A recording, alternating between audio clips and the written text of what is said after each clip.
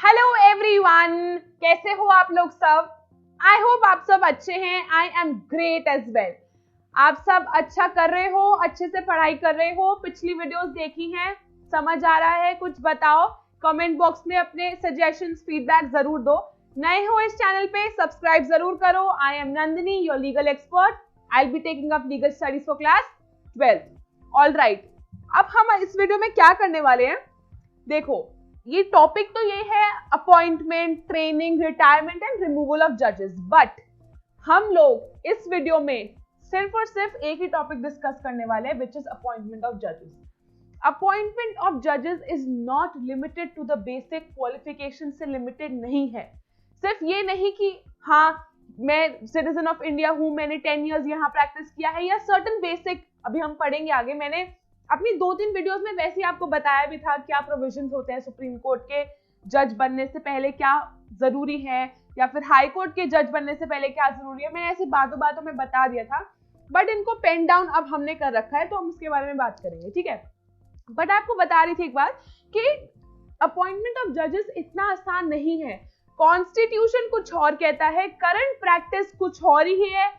ये हम देखेंगे। अब आप कहोगे ये कैसे कह सकते हो आप, कॉन्स्टिट्यूशन तो कुछ और कहता है, कॉन्स्टिट्यूशनल मैंडेट कुछ और है और असली में तो किसी और तरीके से अपॉइंट होते हैं। दिस इज ऑल एवोल्यूशन, कैसे टाइम के साथ चीजें बदलती गई, ये हम अभी देखेंगे, ठीक है। In the upcoming videos, we are going to talk about training, retirement as well as removal of judges के बारे में हम अपनी next वीडियो में बात करेंगे। बट इस वीडियो में हम बहुत इंपॉर्टेंट टॉपिक लेंगे, which is appointment of judges। चलो ठीक है। कॉन्स्टिट्यूशनल मैंडेट मतलब कॉन्स्टिट्यूशन क्या कहता है, अकॉर्डिंग टू कॉन्स्टिट्यूशन क्या होना चाहिए, कैसे अपॉइंट होना चाहिए। यहाँ देखना, the method of appointment of supreme court, high court as well as district court has been enshrined in the constitution of India में दिया हुआ है।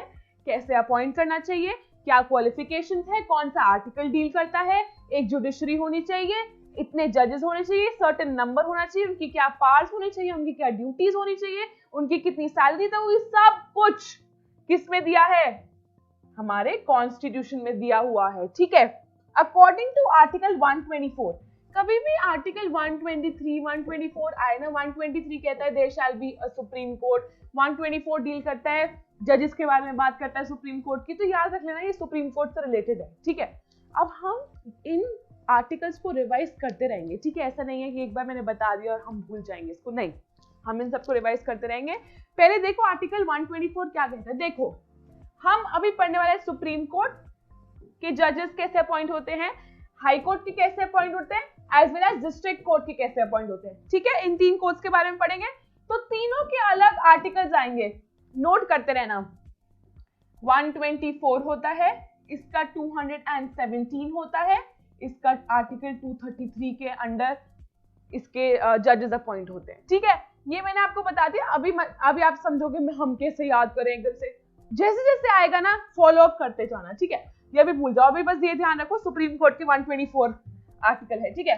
अकॉर्डिंग टू आर्टिकल 124, एवरी जज of the supreme court shall be appointed by the president.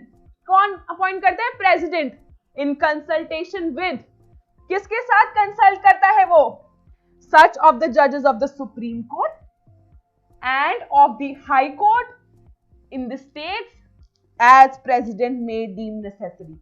इसका मतलब क्या है, ये तो मैंने सिंपल रीड कर दिया। इसका मतलब क्या है, इसका मतलब ये है प्रेसिडेंट अपॉइंट करता है एवरी जज ऑफ द सुप्रीम कोर्ट, किसके साथ कंसल्ट करके, या तो किसी सुप्रीम कोर्ट के जज के साथ कंसल्ट करके, या किसी हाई कोर्ट के जज के साथ भी कंसल्ट कर सकता है, जो भी उसे ठीक लगे, whichever he may deem necessary, जो इसके हिसाब से नेसेसरी है कंसल्ट करना, वो उसको कंसल्ट करता है, ठीक है। Article also provides that in case of appointment of जज other than the chief justice, chief justice को भी, आपको पता है चीफ जस्टिस तो बहुत हायर पोजीशन होती है, एक सीनियोरिटी, जो सबसे सीनियर मोस्ट जज होता है उसको चीफ जस्टिस बनाया जाता है।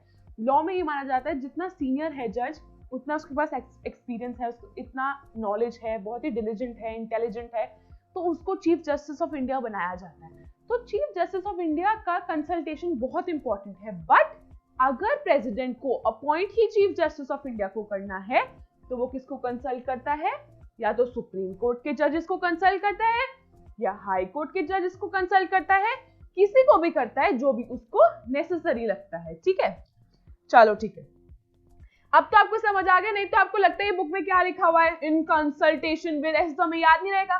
बट जैसे मैंने आपको समझाया, अगर आप ये वीडियो 2 बार भी देखोगे ना, आपको याद हो जाएगा। यार ऐसे मत बोला करो कि ये थ्योरी है, हम कैसे याद करेंगे।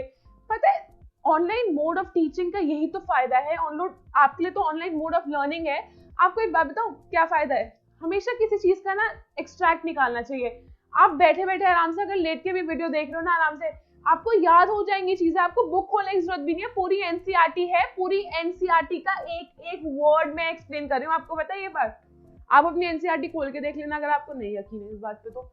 चलो ठीक है, समझो अब क्वालिफिकेशन ऑफ किस चीज की बात कर रहे हैं हम, सुप्रीम कोर्ट के जज की। ठीक है, क्या क्वालिफिकेशन होनी चाहिए?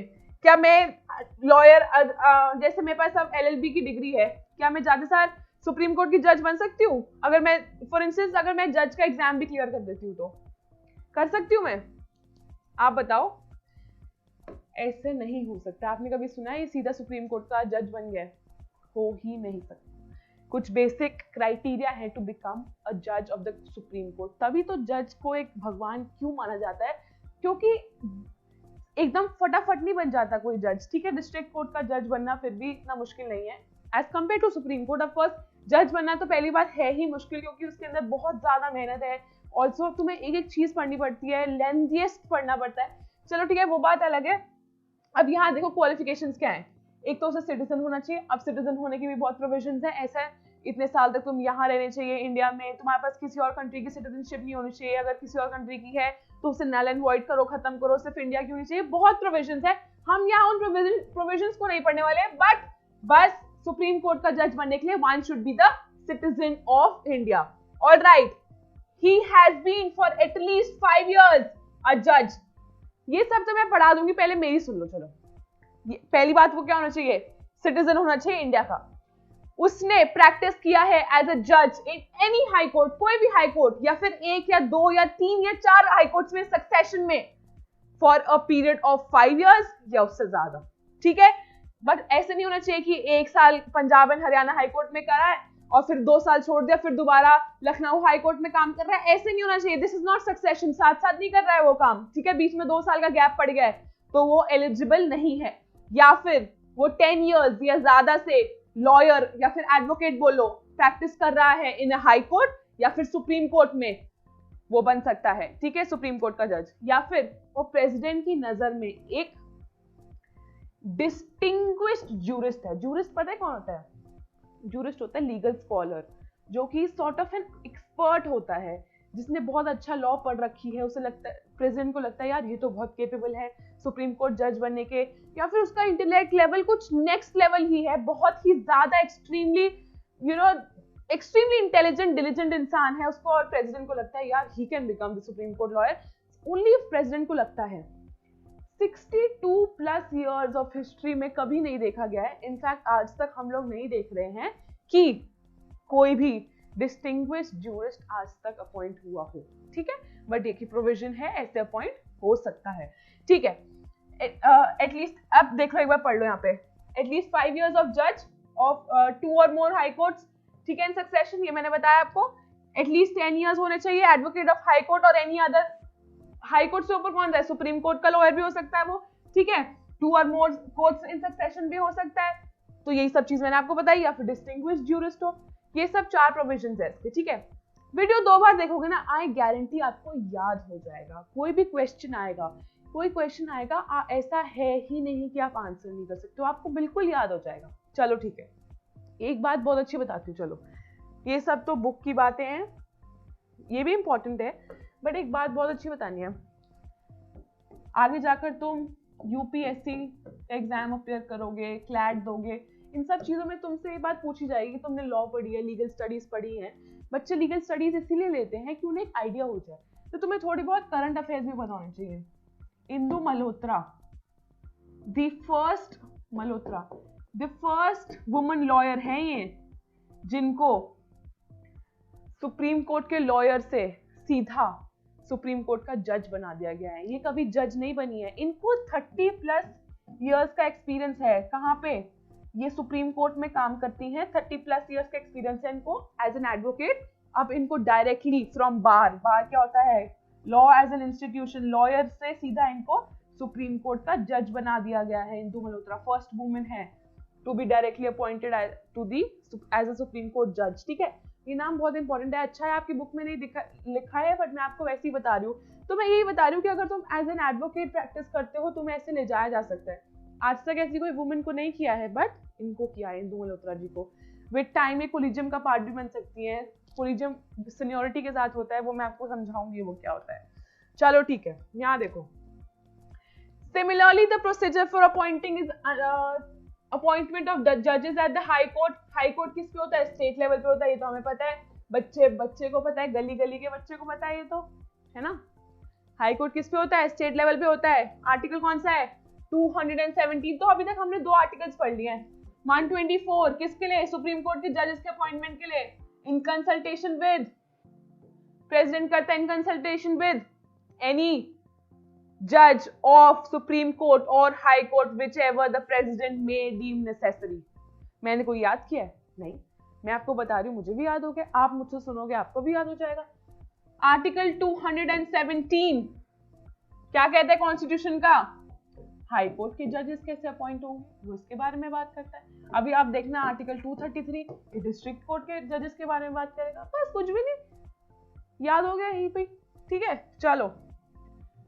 This article describes that every judge shall be appointed by the president। इसको भी प्रेसिडेंट अपॉइंट करता है आफ्टर कंसल्ट। यहाँ पे किसकी कंसल्टेशन होती है? चीफ जस्टिस की होती है, गवर्नर ऑफ द स्टेट की होती है। किसकी होती है? चीफ जस्टिस और governor of the state. And in case of appointment of a जज other than the chief justice of the high court is concern. इसका कहने का मतलब है, अगर कोई नॉर्मल जज अपॉइंट हो रहा है तो chief justice of high court की भी कंसल्टेशन ली जाती है। बट अगर हम चीफ जस्टिस को ही अपॉइंट कर रहे हैं तो चीफ जस्टिस ऑफ इंडिया और गवर्नर ऑफ द स्टेट की कंसल्टेशन, उनकी सजेशंस लेना इंपॉर्टेंट हो जाता है प्रेसिडेंट के लिए। ठीक है, द क्वालिफिकेशंस इंक्लूड। अब इनकी क्वालिफिकेशन क्या है? टू बिकम अ जज ऑफ द हाई कोर्ट कुछ तो क्वालिफिकेशंस होंगी ना। यहाँ देखो, सिटीजनशिप ऑफ इंडिया होनी चाहिए। ठीक है, has at least 10 years held a judicial office। judicial office कौन सा? चाहे डिस्ट्रिक्ट कोर्ट का या लोअर कोर्ट का, किसी भी लोअर कोर्ट का जज हो। ठीक है, जुडिशियल ऑफिस होल्ड करी हुई होनी चाहिए। और has been an advocate for at least 10 years, 10 साल तक एडवोकेट रहा हो इन हाई कोर्ट और एनी 2 or more सक्सेशन में, कोर्ट्स इन सक्सेशन। ठीक है, अब इसके एक बार देख लो कि इसके 3 प्रोविजंस है।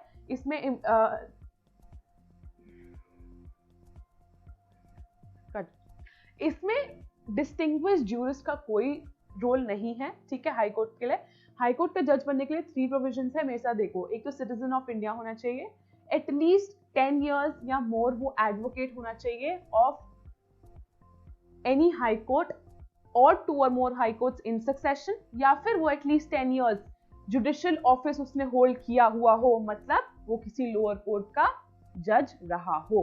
ठीक है, देखो इसमें ये लिखा है at least 10 years held a judicial office. Judicial office यही होता है जो कि एज अ जज काम करते हैं, बट लोअर कोर्ट्स में। ठीक है, लोअर कोर्ट जो हाई कोर्ट से नीचे होती है। और at least 10 years became an advocate in a high court. Advocate होना हाई कोर्ट में चाहिए। ठीक है, लोअर कोर्ट्स के एडवोकेट की क्वालिफिकेशन ऐसे नहीं मानी जाती है। चलो ठीक है, अब नेक्स्ट देखो। For the district and subordinate courts or the lower courts, इन्हें लोअर कोर्ट्स बोलते हैं, ये तो हमें पता है, ये तो हमने पढ़ा हुआ है। डिस्ट्रिक्ट एंड सबऑर्डिनेट कोर्ट्स को तो हम लोअर कोर्ट्स भी कह सकते हैं। और the lower judiciary in India, the procedure for appointment is mention in the article 233। ठीक है, अब आगे आर्टिकल 124 है एक तो, फिर आप बताओ 217 है हाई कोर्ट का, 233 किसका है? District and subordinate courts. इनको क्या बोलते हैं? इनको हम बोलते हैं लोअर कोर्ट्स भी बोलते हैं, लोअर जुडिशरी भी बोल सकते हैं इनको। ठीक है, चलो ठीक है। Of the constitution, appointment in any state shall be done by the governor. इसमें कौन सबसे ज्यादा इंपॉर्टेंट रोल प्ले करता है? Governor of the state in consultation with the high court of the exercising the jurisdiction. For instance, Uttar Pradesh में जितने भी छोटे छोटे डिस्ट्रिक्ट कोर्ट्स हैं उसका ध्यान कौन रखेगा? लखनऊ का हाई कोर्ट ध्यान रखेगा। ठीक है, लखनऊ हमारी कैपिटल है उत्तर प्रदेश की।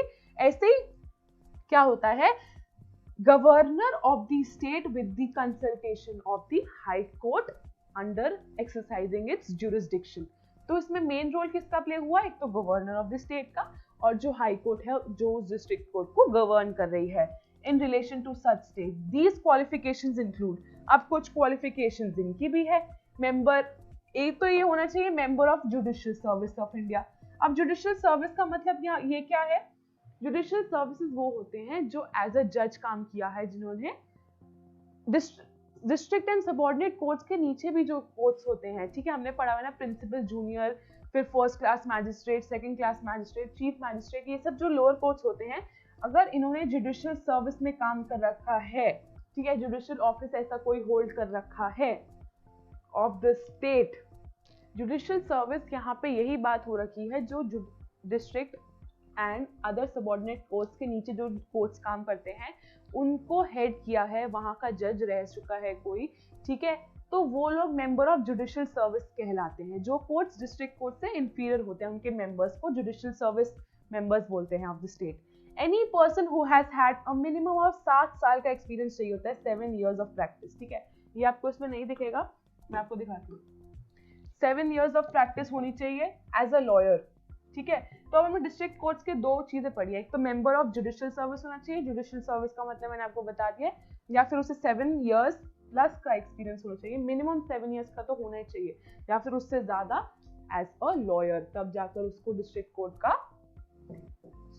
का जज बना सकते हैं। चलो ठीक है, अब नेक्स्ट देखो, current practice in the appointment of the जजेस। अब ये कह रहा है जो होना था सो तो हो गया, कॉन्स्टिट्यूशन क्या कहता है, क्या कॉन्स्टिट्यूशन को माना जाता है? अभी देखते हैं। Current practice in the appointment of judges, how is it very very different? Despite a clear constitutional mandate, the appointment of judges remains very very complex process। इससे complex क्यों कह रहे हैं अभी देखते हैं। There has been extensive debate, बहुत चर्चा है over the appointment of procedure which has been, there has been alteration in the actual practice, जो कि कॉन्स्टिट्यूशन में मेंशन किया गया है और जो प्रोसेस अभी फॉलो कर रहा है, दोनों में बहुत ज्यादा फर्क है। देखते हैं कैसे। High court follows a collegium model which is a judicial creation through case law. अब कोलिजियम मॉडल आप कहोगे ये क्या होता है कोलिजियम मॉडल, हमें नहीं पता कोलिजियम मॉडल क्या होता है, मैं बताती हूँ। कोलिजियम इज अ ग्रुप, हमने एक बॉक्स में पढ़ा था कि कोलिजियम एक ग्रुप होता है जो कि हेड किया जाता है चीफ जस्टिस ऑफ इंडिया से प्लस 2 सीनियर मोस्ट जजेस, क्योंकि ये सबसे ज्यादा सीनियर होता है, और 2 सीनियर मोस्ट जजेस जो लाइंड अप होते हैं ये एक अपनी एक बेंच बनाते हैं, इसको क्या बोलते हैं? कोलिजियम। ये तीनों मिलके बैठते हैं, किसी चीज को डिस्कस करते हैं, देखते हैं कि क्या निकल के आता है। 2:1 से जो भी ओपिनियन, 3:0 से जो भी फेवरेबल होती है वही डिसीजन लिया जाता है। यही लोग आपस में मिलके, तभी कहते हैं ना कि कभी कभी कि यार जज बनना बड़ा मुश्किल है, सुप्रीम कोर्ट का जज बनने के लिए बहुत टाइम लग जाता है, बहुत डिस्कशन होती है, बहुत कॉम्प्लेक्स है प्रोसेस, बहुत ही एम्बिगुअस प्रोसेस। क्यों है? क्योंकि ये लोग आपस में बैठ के डिस्कस करते हैं। आपको पता है कोलिजियम अब तो 5 मेंबर्स का हो गया है इंक्लूडिंग चीफ जस्टिस, बट हम इनिशियली इस बुक में क्या पढ़ रहे हैं? 3 का, ठीक है, CGI +2, बट अब क्या हो गया है? 4+1 हो गया है, एक तो चीफ जस्टिस और 4 सीनियर मोस्ट, अगर आप रिसेंट पढ़ोगे तो। चलो ठीक है, इसको थोड़ा डिटेल में पढ़ते हैं, आएगा अभी आगे। Collegium model which is a judicial creation. आपको पता है ये कोलिजियम मॉडल किसी एक केस लॉ से आया है, ये केस लॉ के बारे में हम अभी बात करेंगे। केस लॉज पता है ना, जैसे मैंने आपको बताया था केशव नंदा भारती केस, बताया Keshav Nanda Bharati versus state of Kerala, ये केशव नंदा भारती के फेवर में चला गया था ये केस, ये भी आपके बुक में बहुत अच्छे से मेंशन है, हम उसको भी बात करेंगे। तो इसने जुडिशियरी ने क्रिएट किया है थ्रू अ केस लॉ। इस केस लॉ को पता है क्या बोलते हैं? जजेस केस। ऐसा है, फर्स्ट जजेस केस, सेकंड जजेस केस, ऐसे थर्ड जजेस केस है। जो ये थर्ड जजेस केस है ना, उसके वजह से ये कोलिजियम मॉडल आया है। अभी हम आगे पढ़ेंगे, आप कहोगे ये क्या है, बताऊंगी ये क्या है। Even though not constitutionally mandated, constitution में इसके बारे में कहीं नहीं दिया हुआ है। Under the collegium model for appointment of जजेस the chief justice consults 4 senior most जजेस। ठीक है, ये तो 4 सीनियर मोस्ट जजेस की बात कर रहा है। हाँ, बट इनिशियली जब ये आया था तो ये 1+2 की बात करता था, chief justice and 2 senior most. But अब इवॉल्व हो गया है तो किसकी बात होती है? 4 सीनियर मोस्ट जजेस plus chief justice of India. ठीक है, chief justice of India consult करता है 4 को। बहुत अच्छी बात है अगर इन्होंने बिल्कुल अपडेटेड बताया तो। Chief justice of India sends his recommendation, किसको सेंड करता है? मिनिस्ट्री ऑफ लॉ, यूनियन, इसका पूरा नाम क्या है? Union ministry, union minister of law and justice. अभी कौन है आपको पता है? लॉ मिनिस्टर कौन है? कोई बता सकता है? कमेंट बॉक्स में लिख के बताओ मेरे को कौन है, फिर मैं बताऊंगी नेक्स्ट वीडियो में कि किसी ने मुझे सही बताया कि नहीं बताया। Who then puts up the same to the prime minister। अब आप देख रहे हो ये प्राइम मिनिस्टर का रोल आ गया है, which means यहाँ किसका रोल आ गया है? एग्जीक्यूटिव का रोल आ गया है। Prime minister will then advise the president। तो क्या हुआ? ये चीफ जस्टिस किसको सबमिट करता है? लॉ मिनिस्टर को। क्या बोलते हैं इसे? Union minister of law and justice को करता है। ठीक है, फिर वो किसको करता है? वो आगे पुट अप करता है प्राइम मिनिस्टर को। प्राइम मिनिस्टर किसको कंसल्ट करता है? जाकर प्रेसिडेंट को। तो ये काफी लंबी चेन हो गई है, अब तभी बहुत ही कॉम्प्लेक्स प्रोसेस है। ठीक है, अब देखो यहाँ, for high court the collegium comprises of, collegium जैसे सुप्रीम कोर्ट का होता है, हाई कोर्ट का भी होता है। अगर मैं आपको बताना भूल जाऊं लॉ मिनिस्टर कौन है तो पहले सुन लो। लॉ मिनिस्टर रविशंकर प्रसाद है, कहीं मैं भूल जाऊं ये बताना, और तुम लोग भी ना लिखो। अगर पता है बहुत अच्छी बात है, नहीं पता तो सुन लो एक बार। रविशंकर प्रसाद जी हैं हमारे law minister, union minister of law and justice बोलते हैं इन्हें। For high court the collegium comprises of chief justice होता है एंड 2 सीनियर मोस्ट जजेस। इसमें अब 2 सीनियर मोस्ट जजेस होते हैं। ठीक है, तो अभी हमने क्या डिफरेंस पढ़ा सुप्रीम कोर्ट और हाई कोर्ट में? इसमें होता है chief justice of high court plus 2 senior most जजेस, इसमें होता है chief justice plus 4 senior most जजेस। ठीक है, चलो नेक्स्ट देखते हैं। द कंप्लीट, अच्छा पहले इसे कंप्लीट कर लेते हैं। The chief justice conveys his recommendations to, यहाँ पे वो किसको करता है? चीफ मिनिस्टर को। और इसमें किसको कर रहा था? ये कर रहा था union minister of law and justice को। कौन कर रहा था? Chief justice of India. यहाँ पे chief justice of high court करता है, किसको करता है? चीफ मिनिस्टर को। And the governor of the state, इन दोनों को, chief minister as well as the governor। ठीक है, who in turn send their views directly to the Union Ministry of Law and Justice। Union Ministry of Law and Justice दोनों में involve है। उसमें क्या होता है? उसमें चीफ जस्टिस ऑफ इंडिया पहले union minister of law and justice को करता है, वो इन टर्न प्राइम मिनिस्टर को करता है, prime minister in turn president को करता है। ठीक है, इसमें क्या होता है? कोलिजियम, इसमें कोलिजियम में chief justice of high court किसको सेंड करता है? Chief minister and governor of the state, who in turn send it to the union minister of law and justice. ठीक है, तो अल्टीमेटली ये union minister of law and justice के पास आती है, बट इसमें एग्जीक्यूटिव का रोल आ जाता है जो कि लेटर ऑन प्रेसिडेंट को भेजता है। ठीक है, the complete material is then forwarded to the chief justice of India. तो ये लौटता किसके पास है finally? Chief justice of India के बाद, who in consultation with the collegium of 2 judges of the Supreme Court would send his recommendations to the Union Ministry of Law and Justice। देखो अब कौन किसको रिजॉर्ट करता है ये आपको याद करना पड़ेगा। ठीक है, एक बार ये बात देखनी पड़ेगी कि चीफ, ये मैंने आपको एक्सप्लेन कर दिया है वैसे तो। देखो मेरे साथ देखो क्या होता है। चीफ जस्टिस ऑफ इंडिया पहले किसको रिजॉर्ट करता है? Union minister of law and justice को। वो किसको करता है? प्राइम मिनिस्टर को। ये हम सुप्रीम कोर्ट की बात करें, प्राइम मिनिस्टर आगे प्रेसिडेंट को करता है। हाई कोर्ट की बात सुन लो, chief justice of high court किसको रिजॉर्ट करता है? Chief minister and governor of the state को। वो in turn union minister of law and justice को करते हैं। ये दोनों क्लियर हो गए? ठीक है, द कंप्लीट मटेरियल किसको फॉरवर्ड होता है? एट द एंड आता है चीफ जस्टिस ऑफ इंडिया को, जो कंसल्ट करता है कोलिजियम के साथ। कोलिजियम कितने लोगों का? 2 जजेस ऑफ द सुप्रीम कोर्ट का जो कोलिजियम होता है, who would send recommendations to the union minister of law and justice. फिर फाइनली लॉ एंड जस्टिस के बाद ये दोबारा रिवॉल्व करके आता है जब ये लोग अप्रूव कर देते हैं। Union minister of law and justice then puts up the same to prime minister, who will advise the president in the matter of the appointment। ठीक है, ये बात समझ आ गई है? ये recommendation union minister of law and justice के पास जो आती हैं, ठीक है, ये उसके बाद कहाँ जाती है, फिर ये प्राइम मिनिस्टर के बाद आती है। प्राइम मिनिस्टर किसको एडवाइस करता है, प्रेसिडेंट को एडवाइस करता है। On and on at the end cycle क्या चल रही है, union minister of law and justice वो प्राइम मिनिस्टर को देगा, वो प्रेसिडेंट को देगा। इन सबके अप्रूवल के बाद ही किसी भी जज, चाहे वो सुप्रीम कोर्ट का हो चाहे वो हाई कोर्ट का हो, तभी वो अपॉइंट हो सकता है। ठीक है, चलो ठीक है, नेक्स्ट देखते हैं। आपको ये वीडियो आप 2-3 बार देखोगे आपको याद हो जाएगा। ठीक है, मैंने आपको अच्छे से एक्सप्लेन कर दिया है वैसे। नेक्स्ट देखो, सीनियोरिटी ऑफ जज। सीनियोरिटी मतलब जो सबसे एज वाइज, एज में बड़ा है जो, ठीक है, ऑफ अ जज plays a vital role. Of course role बहुत इंपॉर्टेंट रोल प्ले करती है।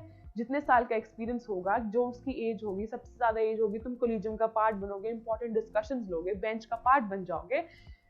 इन हिज और हर एलिवेशन, सबसे ऊपर तक पहुंचने के लिए कोलिजियम सबसे टॉप माना जाता है, क्योंकि सीनियर मोस्ट जजेस वहां पे होते हैं।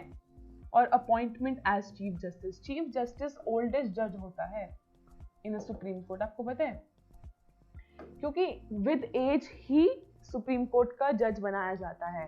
For initial appointment as a जज in high court for those from the lower judiciary among seniority does matter. Seniority matter करती है, जो कि लोअर जुडिशरी से एज बढ़ती जाती है, हाई कोर्ट में उनका अपॉइंटमेंट होता चला जाता है जिनकी एज ज्यादा होती है।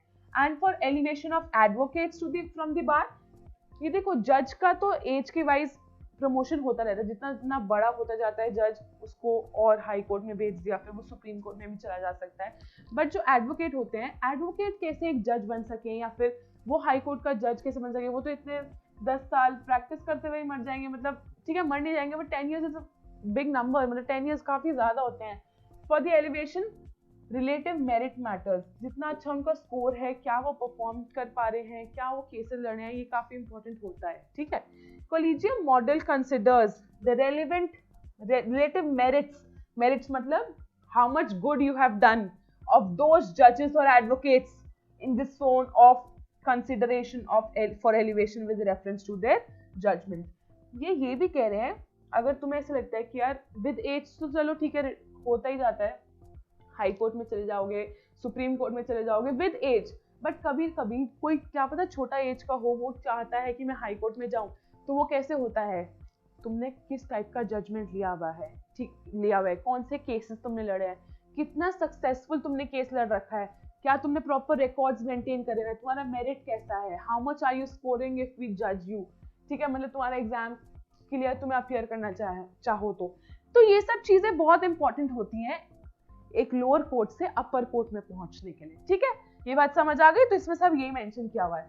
आपको एक बात बता दूं, मैंने आपको बताया था कि एक जज का इंटेलेक्ट बहुत ऊंचा होता है, वो इतना इंटेलिजेंट होता है कि वो अपने आप को किसी केस से रेक्यूज कर सकता है कि मैं इस केस से नहीं लड़ूंगा, क्यों, because I have a conflict of interest, ये मेरे रिश्तेदार है, दूर का रिश्तेदार है, या मेरा इससे कुछ इंटरेस्ट है, कोई बेनिफिट हो सकता है, तो मेरा डिसीजन बायस्ड हो सकता है। जज खुद डिस्क्वालीफाई कर लेता है उस केस से अपने आप को, जुडिशियल डिस्क्वालिफिकेशन बोलते हैं, वो अपने आप को स्टेप बैक कर लेता है, स्टेप डाउन कर लेता है उस केस से कि मैं इस केस को नहीं लड़ूंगा। जज इतना ज्यादा इंटेलिजेंट होता है, वो इतना नॉलेजेबल होता है, इतना इंटेलिजेंट डिलिजेंट होता है वो, तो बट ऐसा नहीं है। हम कितनी बार ये भी सुनते हैं कि जज ने सो एंड सो जज ने पैसा लिया हुआ है, मतलब बिक गया है जज, हम कितनी बार सुनते हैं ये सब चीजें। ठीक है, तो हम जिस सोसाइटी में बॉर्न बॉटअप है यार, ऐसे ही ना कोई साइकोलॉजिकल माइंडसेट भी ऐसा हो जाता है, कुछ लोग अलग सोचने लग जाते हैं, या फिर ऐसा नहीं है कि हर कोई इतना इंटेलिजेंट होगा कि वो अपने आप को ऐसे ही बिहेव करेगा, अच्छा बिहेव करेगा, क्या पता उसकी क्या मजबूरी है कि वो ठीक है पैसा ले रहा है, करप्ट हो रहा है, बट जजेस मोस्टली ऐसे नहीं होते हैं। बट ठीक है, 1 in 100 ऐसा कभी निकल आता है कि हाँ हम लोग ऐसा सुनते हैं कि जज ने पैसे लिया है या फिर एडीजे ने पैसे लेके केस खत्म कर दिया है। बहुत रेयर केस होता है, रेयर ऑफ रेयरेस्ट होता है, बट कुछ भी हो सकता है, बात सारी ये है। ठीक है, चलो ठीक है, ये सिर्फ जनरल बात थी, आगे देखते हैं। Tracing the historical debate on the issue of appointment of judges. Historical debate बहुत पहले से चलती आ रही है, ठीक है, अपॉइंटमेंट ऑफ जजेस के ऊपर क्या क्या ऐसे हम ट्रेस करते हैं, उसे देखते हैं ऐसे क्या बात है कि इतने टाइम से इसके ऊपर डिबेट है अपॉइंटमेंट ऑफ जजेस के ऊपर. The issue of appointment has often been linked to the independence of judiciary. Independence of judiciary की हम बात तो करते हैं, बट क्या सच में हम अपॉइंट कर रहे हैं जब जजेस को, तो क्या इंडिपेंडेंस है, महसूस हो रही है आपको? ऐसे तो हम प्राइम मिनिस्टर को भी कंसल्ट कर रहे हैं, प्राइम मिनिस्टर तो एग्जीक्यूटिव का पार्ट होता है, मैंने आपको ये बताया. चलो देखते हैं. And there has been a constant tussle. Tussle is a struggle, fight, scuffle, इसको टसल बोलते हैं. एक फाइट है between the executive and judiciary over the appointment of the जजेस, क्योंकि प्राइम मिनिस्टर का रोल है, यूनियन मिनिस्टर का रोल है, ये सब किसका पार्ट है? एग्जीक्यूटिव का पार्ट ही तो है. टसल है, एक फाइट है between executive and judiciary. Judiciary की पूरी फुल इंडिपेंडेंस नहीं है. एक पॉइंट ये भी है, पता होना चाहिए. एज अर्ली एज, देखो आपकी बुक में रेफरेंस दिया हुआ है 14th लॉ कमीशन रिपोर्ट का. चेयरमैन कौन था? MC सेटलवाड. सेटलवाड इंडिया का फर्स्ट अटॉर्नी जनरल है. अटॉर्नी जनरल हमें पता है कौन होता है, हमें दोबारा बताने की जरूरत नहीं है, ठीक है. जो सेंटर के लिए काम करता है, law officer, first law officer होता है. MC सेटलवाड इंडिया का फर्स्ट अटॉर्नी जनरल 1958 में. ये कंसर्न्स रेज हुए थे 14th लॉ कमीशन में. MC सेटलवाड उसका चेयरमैन था. MC सेटलवाड क्वेश्चन आ सकता है, is also the first attorney general year 1958. The commission noted that the appointment or rejection of appointment of judges by the executive, prime minister मना कर सकता है ना, उसके पास पावर होती है. Union minister of law and justice भी मना कर सकता है, उसके पास पावर होती है. ये दोनों किसका पार्ट है? ये दोनों पार्ट है एग्जीक्यूटिव का, ठीक है. passed by the executive in contrary what the judiciary suggested, creating rather awkward situation. कितनी awkward situation तो है ही, क्योंकि आर्टिकल 50 हमारा क्या कहता है? There shall be an independence of judiciary. Legislature एक अलग ऑर्गन है, एग्जीक्यूटिव एक अलग ऑर्गन है, बट ये तो सब कुछ ही एकदम मिक्स हो गया. एग्जीक्यूटिव भी पार्ट ले रहे हैं जज के अपॉइंटमेंट में. पार्शियल है कि नहीं है? इंडिपेंडेंस ऑफ जुडिशरी यहाँ आपको कहीं दिख रहा है? मुझे तो नहीं दिख रहा है. The report highlighted that several appointments were being made on political influence था. जो पॉलिटिकल पार्टी को कोई जज फेवरेबल है तो वो उसको अपॉइंट करने की बात करेगा. रीजनल, मैं यहां से हूं, तू वहां से है, हम दोनों एक स्टेट से हैं, तेरा अपॉइंटमेंट पक्का. ये बायस हो सकता है 100%. कम्युनल, कम्युनिटी के ऊपर, और other grounds as a result of which fittest of the lot were never appointed. जो डिजर्विंग कैंडिडेट था, जो कि जज बनना चाहिए था, उसको जज ना बना के कम्युनल बेसिस के ऊपर, रीजनल बेसिस के ऊपर और पॉलिटिकल बेसिस के ऊपर किसी को जज बनाया जा रहा है. क्या ये सही है? अब ये तो भगवान ही जानते हैं ये सही है कि नहीं है. But independence of judiciary affect हो रही है इसके वजह से. ऐसा तो नहीं हो रहा है कि जजेस इंडिपेंडेंस मिल पा रही है उन लोगों को, जो कि फिटेस्ट है, जो सबसे ज्यादा डिजर्विंग है, उसको अगर नहीं पोजीशन मिल रही है, वो वैकेंसी फिल नहीं कर रहा है, तो ये तो गलत ही हुआ ना. The commission thus suggested on strengthening the process of consultation between the executive and judiciary. देखो, अगर नेगेटिव पार्ट है तो एक पॉजिटिव पार्ट इसमें बताया हुआ है कि कमीशन ने बोला कि ये सिर्फ एक कंसल्ट हो रहे हैं, आपस में कंसल्टेशन का पार्ट है ये. हम ये नहीं है कि एग्जीक्यूटिव को जुडिशरी में डाल रहे हैं, तो बात घुमाने वाली बात हो गई ना. तो वो ये कह रहे हैं कि इन्होंने आपस में कंसल्ट होता है, कंसल्टेशन होती है आपस में कि who is the fittest. But there has been an influence, चाहे वो पॉलिटिकल इन्फ्लुएंस है, रीजनल है, कम्युनल है, या किसी और बेसिस के ऊपर, चाहे वो कोई भी ग्राउंड है कि किसी जज को फेवर किया जा रहा है ओवर द अदर. ठीक है, तो ये वन ऑफ द प्रॉब्लम्स है. तो डिबेट इन्हीं बातों पे होता है. ये देखो, later as a series of 3 judicial decisions, मैं तो आपको ऑलरेडी बता चुकी हूँ कौन कौन से judicial decisions की बात हो रही है. Popularly known as 3 judges cases helped in the development of the modern collegium system. मैंने आपको बताया था modern collegium system किससे आया है? 3 judges cases हुए थे. केस लॉस हैं, ये judicial operations की वजह से आए हैं. जुडिशरी ने ऐसा कोई काम किया है, ऐसे केस लॉस निकाले हैं, जो कि जिनकी वजह से collegium system, collegium model into force आया है. देखते हैं कौन कौन से केस लॉस है.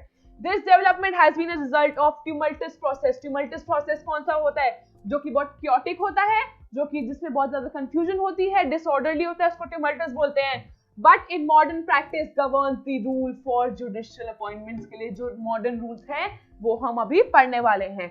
द फर्स्ट जजेस केस, सबसे पहले देख लो फर्स्ट जजेस केस का ईयर 1981। आप बताओगे फिर मैं नेक्स्ट वीडियोस में पूछने वाली हूँ आपसे, और क्विज में आऊंगी, और अगर कोई बच्चा एब्सेंट रहा क्विज में, it won't be a good deal. I want to hear answers from you. मैं एक एक चीज को 4 बार बता रही हूँ इसलिए कि आपको याद रह जाए, ठीक है। चलो यहाँ देखो, फर्स्ट जजेस case year 1981 gave primacy to the executive.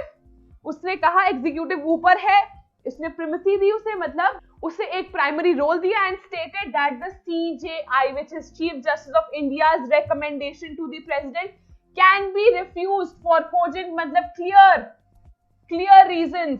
It gave vast powers to executive. उसने सबसे ज्यादा पावर्स किसको दी हैं? एग्जीक्यूटिव को।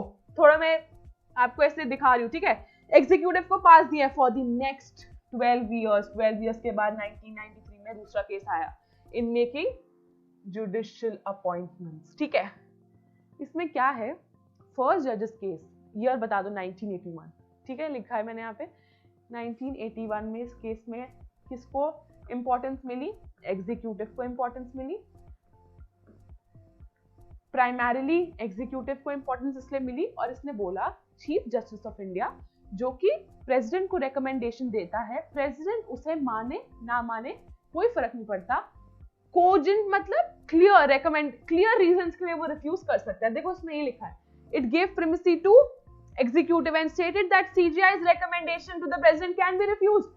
CJI इतनी बड़ी पोजीशन, अगर प्रेसिडेंट, चलो प्रेसिडेंट भी बहुत बड़ी पोजीशन है, अगर वो प्रेसिडेंट को अपनी कोई सजेशन कंसल्टेशन दे रहा है, प्रेसिडेंट मना कर सकता है। फर्स्ट जजेस केस ने यही बोला है, it gave vast powers to executive को प्राइमरीली रखा, उसको सबसे ज्यादा पावर्स दी 12 सालों के लिए। तब नेक्स्ट केस आया 1993 में, सेकंड जजेस केस, ठीक है। जुडिशियल अपॉइंटमेंट में एग्जीक्यूटिव को सबसे ज्यादा पावर दी फर्स्ट जजेस केस में, फिर ये मॉडिफाई हो गया सेकंड जजेस केस में। अब सेकंड जजेस केस में क्या बोला? द जुडिशियल, एक बार मैं पेन का कलर चेंज कर दूं, the judgment held that chief justice of India has primacy in matter of appointment. इसको ही रिवर्स कर दिया कि चीफ जस्टिस ऑफ इंडिया की हर बात इंपॉर्टेंट है, डेफिनेटली है। Chief Justice of India has primacy in the matter of appointments to the Supreme Court and the High Court, which means CJI, which is Chief Justice of India, plays a very important role किस चीज में? In the appointment of the judges, even if it is Supreme Court or it is High Court, ठीक है। And that an appointment has to be in conformity, conform करना मतलब उन rules को avoid करना, साथ साथ रहना, ये नहीं कि रूल ब्रेक करना, in conformity with the final opinion of the chief justice of India. Chief justice of India जो भी कह रहा है, ऐसा नहीं कि फॉर एनी कोजेंट रीजन तुम मना कर दो, किसी क्लियर रीजन के लिए कह दो मैं तुम्हें फॉलो नहीं करने वाला। नो, कोई भी ओपिनियन लिया जाएगा तो किसकी कंसल्टेशन लेनी बहुत जरूरी है? Chief justice of India. कोई भी जज अपॉइंट होगा तो चीफ जस्टिस ऑफ इंडिया की उसमें हाँ होनी चाहिए। While emphasizing the desirability of the consultation, कि हाँ हमने डिजायर करना चाहा chief justice with the other जज, चीफ जस्टिस और जजेस के साथ भी कंसल्ट करे किसी जज को अपॉइंट होने से पहले। The executive element was reduced to a minimum and political influence eliminated. जितनी पावर एग्जीक्यूटिव को फर्स्ट जजेस केस में मिली थी आफ्टर 12 years in 1993, ये सब मिनिमम हो गई और पॉलिटिकल इन्फ्लुएंस एलिमिनेट हो गया। तभी कहा गया इंडिपेंडेंस ऑफ जुडिशरी को बहुत ज्यादा रोल प्ले करने हैं, ठीक है, बहुत इंपॉर्टेंट रोल प्ले करता है इंडिपेंडेंस ऑफ जुडिशरी। इसी वजह से सेकंड जजेस केस इसीलिए आया कि पॉलिटिकल इन्फ्लुएंस हट दिया जाए। फर्स्ट उसमें बोल रहा है कि प्रेसिडेंट ही डिसीजन लेगा, चीफ जस्टिस क्या कह रहा है कोई फर्क नहीं पड़ता। सेकंड जजेस केस में बोला चीफ जस्टिस जो भी बोलता है वो बहुत ज्यादा मैटर करता है, उसको और जजेस के साथ भी डिस्कस करना चाहिए इस इशू को, कि कोई भी जज अपॉइंट होने से पहले और जो चीफ जस्टिस कहेगा उसकी बात रखी जाएगी इन कंसल्टेशन विद डेफिनेटली प्रेसिडेंट, ठीक है।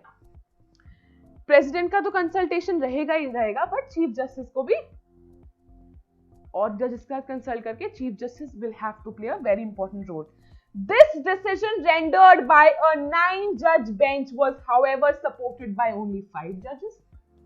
9 जजेस में से सिर्फ 5 जजेस ने तो बोला ठीक है, 4 जजेस ने बोला ये ठीक नहीं है। नंबर्स बहुत क्लोज है, ऐसा तो है नहीं कि 8:1 सिर्फ एक ने मना किया या फिर 7:2, ऐसे भी नहीं था।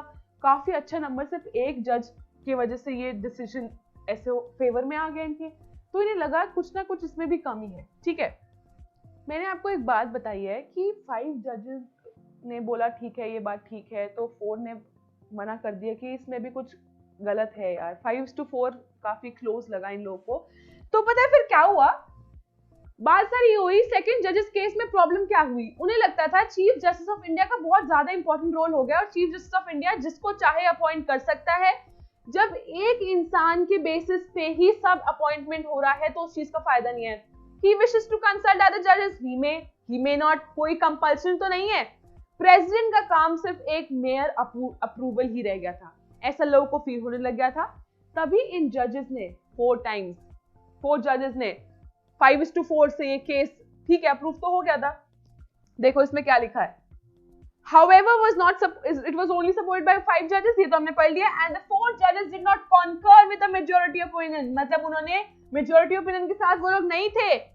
The years that followed thus witnessed some confusion, chaos था, chaotic रही चीजें in the process of appointment as CJI made some unilateral appointment. Unilateral मतलब one sided, जो उसको लगता था ठीक वो कर लेता था, किसी और की नहीं सुनता था। And the role of president was reduced to a mere approval. Role of president minimum हो तो गया, ठीक है, पॉलिटिकल इन्फ्लुएंस भी कम हो गया, रोल ऑफ एग्जीक्यूटिव भी कम हो गया, पर प्रेसिडेंट की कोई कंसल्टेशन नहीं ली जा रही थी, एक मेयर अप्रूवल ही रह गया था वो। ठीक है, लेटर इन 1998, ईयर देख लो एक बार, 1981, ठीक है, फिर 12 साल के बाद 1993, उसके बाद 1998। ठीक है, ये ईयर्स याद रहेंगे, मुझे भी याद रहेंगे, आपको भी याद रहेंगे, क्विज में पूछूंगी तो आप सब बताएंगे। चलो ठीक है, अच्छा राइम हो गया ना। सुप्रीम कोर्ट इन अ प्रेसिडेंशियल रेफरेंस 1998 का एक एडवाइजरी डिसीजन आया था, emphasized upon the role of consultation, कि कंसल्ट करना बहुत ज्यादा जरूरी है, कोई भी यूनिलेटरल अग्रीमेंट नहीं ऐसे ले सकता है, and held that the process of appointment of judges to the Supreme Court and High Court is an integrated, ये लाइन लिखना बहुत जरूरी है, इंटीग्रेटेड मतलब आपस में एकजुट होकर, पार्टिसिपेटरी, सब जजेस का पार्टिसिपेशन होना चाहिए, प्रेसिडेंट का पार्टिसिपेशन होना चाहिए, कंसल्टेटिव, चीफ जस्टिस को सबसे कंसल्ट करना चाहिए, process, integrated, participatory, consultative process है ये सिर्फ यूनिलेटरल तुम डिसीजंस नहीं ले सकते हो। ठीक है, तभी 1998 में आया था ये। The chief justice of India forms up his decision after consultation with the plurality of his judges. His opinion is formed by a body of senior judges. Collegium आया है 4+1। जब तक इन सब की हाँ नहीं होती, सीनियर मोस्ट जजेस किसी जज के अपॉइंटमेंट को हाँ नहीं करते, तब तक आज के दिन में कोई जज सुप्रीम कोर्ट या हाई कोर्ट में अपॉइंट नहीं हो सकता। डिफरेंस हमने पढ़ा था, ये सुप्रीम कोर्ट की बात कर रही हूँ, हाई कोर्ट में कितने होते हैं, 3, 2+1 होता है वहां पे। ठीक है, तो ये कोलिजियम सिस्टम फॉर्म हो गया ना, इसमें 3 जजेस का हो गया और इसमें किसका हो गया, 5 जजेस का सुप्रीम कोर्ट में। आपको पता है ये 5, 3 इवन ऑड नंबर्स ही चूज करते हैं जिससे कि एक कंक्लूजन मिल सके। 2:3 तो 3 की मेजोरिटी है तो डिसीजन वो लिया जाएगा, हाँ इसको पॉइंट करना है, इसको पॉइंट नहीं करना है। ठीक है, ये अच्छे से मैंने एक्सप्लेन कर दिया है। लास्टली थोड़े से और पॉइंट्स है उसको देख लेते हैं before we call an end. चलो ठीक है, यहाँ देखो, As stated before, collegium system is not constitutionally mandated. हमें पता है कॉन्स्टिट्यूशन में collegium मॉडल कहीं नहीं दिया हुआ है। Thus, the legality of such a system invokes certain skepticism. वो कहता है skepticism मतलब होता है doubtful. ये collegium मॉडल डाउटफुल इसलिए है क्योंकि कॉन्स्टिट्यूशन में इसके बारे में कहीं बात नहीं करी गई है। ये इवॉल्व हुआ है जुडिशियल ऑपरेशंस की वजह से, केस लॉस की वजह से इवॉल्व हुआ है। 3 केसेस हमने पढ़े ना, ईयर बता दो मुझे। 19, मुझे तो याद नहीं, आपको याद है कि क्या कौन कौन से ईयर्स थे?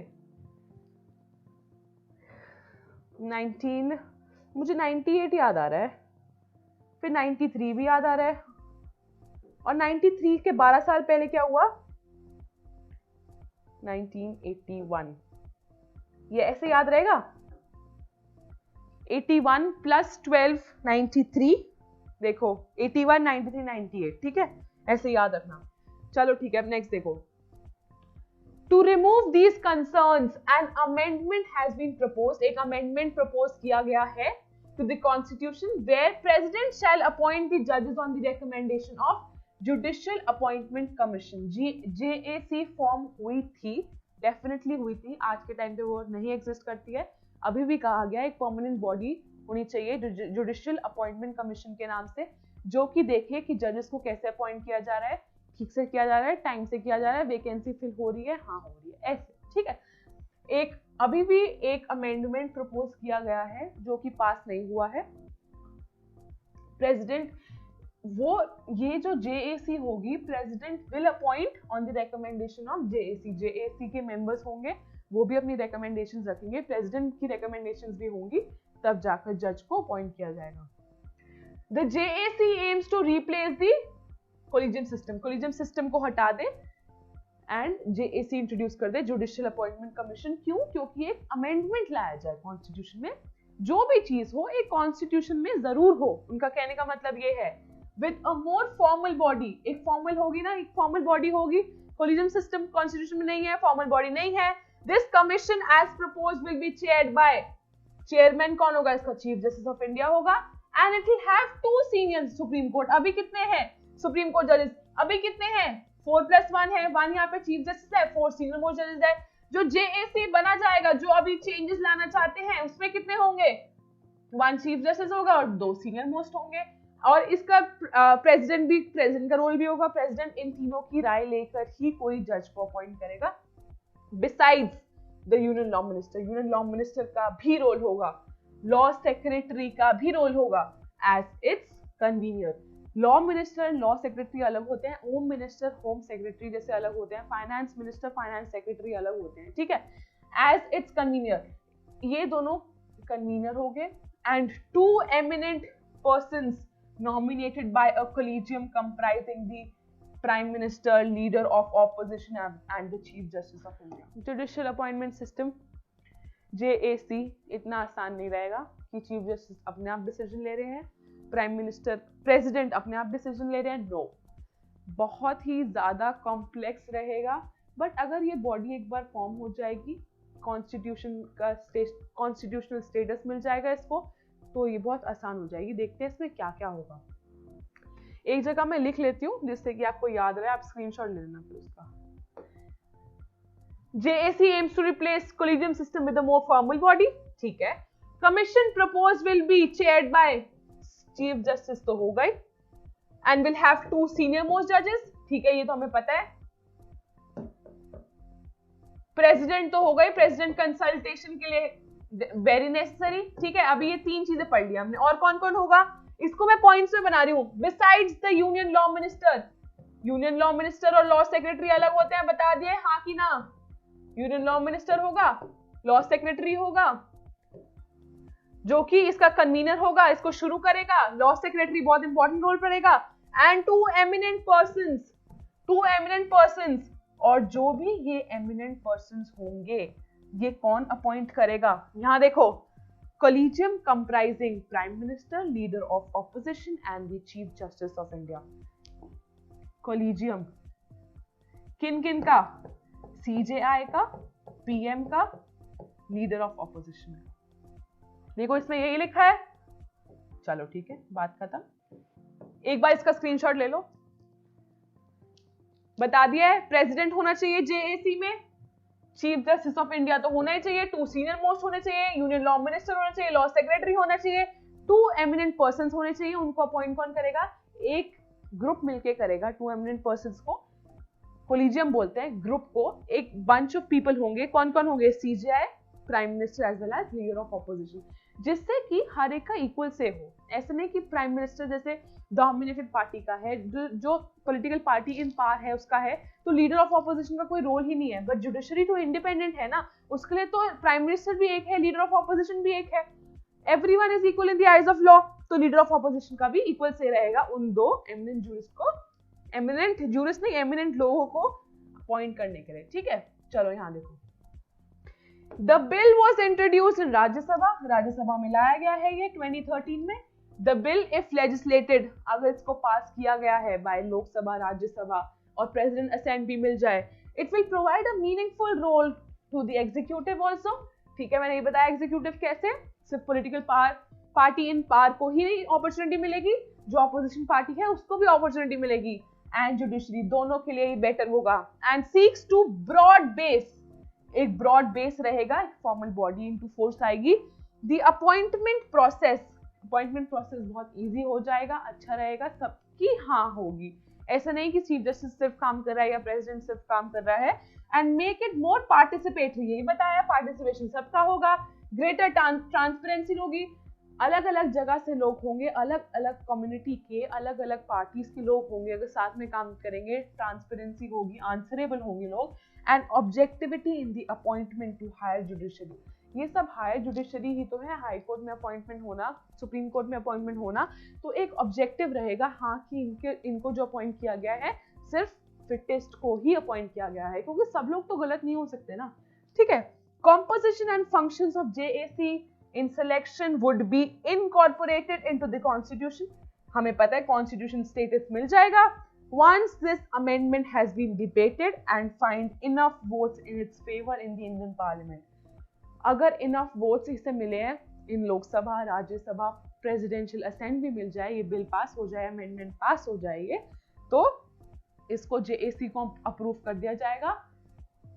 How the judges will be appointed to Supreme Court and High Court will be a better process and fittest ही वहां पर पहुंच जाएगा। जो जज वहां पे अपॉइंट हुआ वो फिटेस्ट होगा, कोई पार्शियलिटी नहीं होगी, कोई कुछ नहीं होगा। ठीक है, all right, we come to an end of appointment of जजेस।